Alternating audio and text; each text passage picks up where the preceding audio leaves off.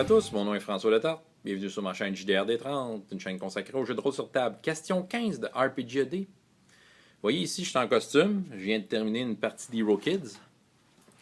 Oh, et vous voyez, la table est un peu en désordre. Là, les enfants viennent de partir.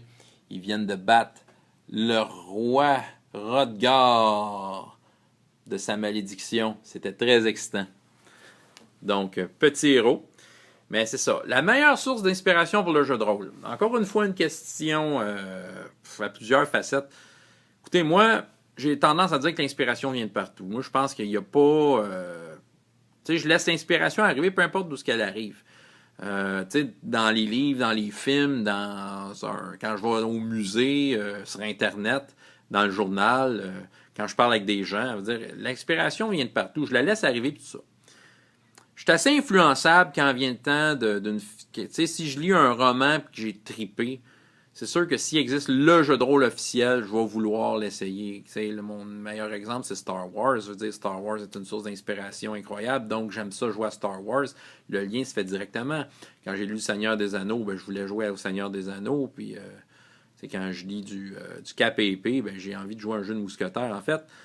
Si je suis dans un médium ou dans quelque chose qui me fait triper, Game of Thrones, mettons, bon, des choses de même, ben, tout d'un coup, j'ai envie d'aller visiter cet univers-là à travers le jeu de rôle.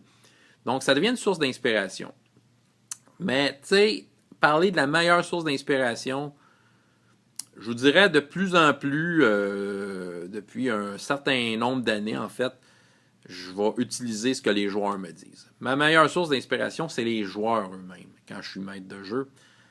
Parce que ils vont me dire ce qu'ils veulent. Ils vont tu sais, si on est moindrement attentif, on va finir par comprendre ce qu'ils veulent, de quelle façon ils veulent. Puis à partir de ça, je m'inspire de leurs désirs.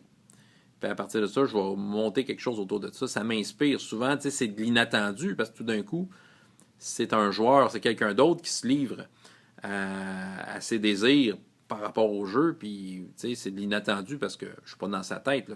Une fois que c'est verbalisé, ça devient pour moi de la matière première sur laquelle travailler, puis d'amener une aventure. Puis comme ça aussi, c'est une chose, il y a comme un échange ici d'idées, d'inspiration, puis cet échange-là est sain autour d'une table.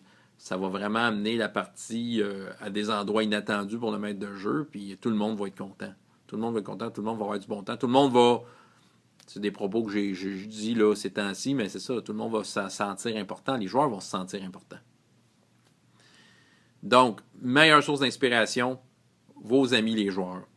C'est ça ma réponse. C'est ça qui est pour moi la meilleure source d'inspiration. François Letarte, JDRD30. Jusqu'à la prochaine fois, il y a autant de plaisir dans la vie que dans les jeux. Au revoir.